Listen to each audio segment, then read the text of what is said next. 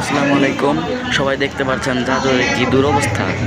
এই দুরবস্থার কারণে জাজরের আশেপাশে যারা আছে তারা তো বিপদগ্রস্ত হচ্ছেন, এবং আশেপাশে দূরবর্তী স্থান থেকে যে গাড়িগুলো যাতায়াত করে এখানে, সেই গাড়িগুলো কিন্তু খুব খারাপ অবস্থা। দেখেন, রাস্তা খারাপ থাকার কারণে এই যে দেখতে পাচ্ছেন একটা গাড়ি কীরকম করে সড়ক দুর্ঘটনার মাধ্যমে উল্টে গেল।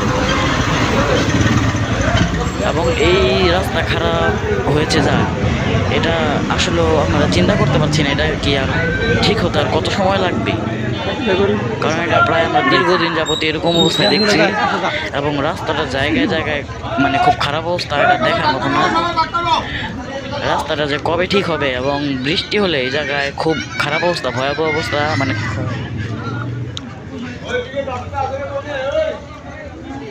হ্যাঁ কাটা আছে।